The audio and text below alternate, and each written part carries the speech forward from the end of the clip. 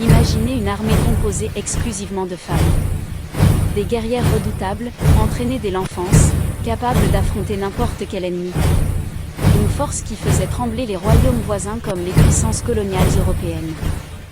Bienvenue dans l'histoire du royaume du Dahomey et de ses célèbres agogiers. Les femmes soldats les plus redoutées d'Afrique de l'Ouest. Avant de commencer, abonnez-vous à la chaîne pour ne manquer aucune histoire inspirante d'Afrique. 1. Le royaume du Dahomey. Le Dahomey, situé dans l'actuel Bénin, fut l'un des royaumes les plus puissants d'Afrique de l'Ouest entre les Xe et VI siècles.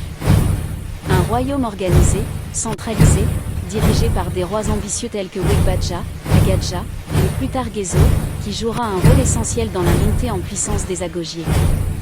Le Dahomey était connu pour son sens de l'ordre, sa discipline militaire et ses stratégies de conquête.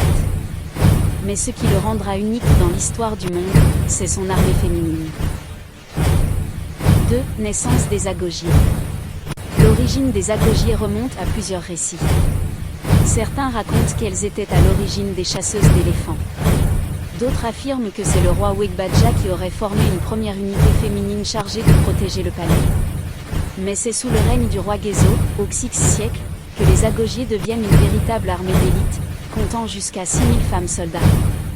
Elles n'étaient pas de simples gardiennes. Elles devinrent la colonne vertébrale de la puissance militaire du Dahomey.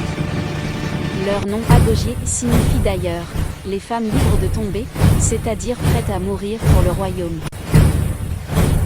3. Un entraînement impitoyable, 3h et 4h20. Être agogier n'était pas facile. Dès l'enfance, les filles sélectionnées subissaient un entraînement d'une rigueur extrême. Exercices physiques intensifs.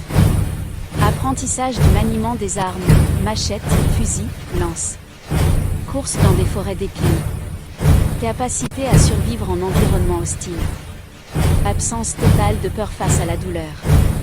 Les Européens eux-mêmes, témoins de leur discipline, les décrivaient comme les guerrières les plus féroces qu'ils aient jamais vues. Elles vivaient souvent en caserne, séparées du reste de la société, entièrement dévouées au roi et au royaume. 4. Une armée féminine respectée et redoutée. Les agogiers jouaient plusieurs rôles. Garde rapprochée du roi. Force de choc dans les batailles. Escorte lors des grandes cérémonies. Défense du territoire face aux royaumes voisins. Elles bénéficiaient d'un statut particulier. Prestige, respect, privilèges. Elles étaient craintes, mais aussi admirées pour leur courage et leur loyauté. 5. Les grandes batailles.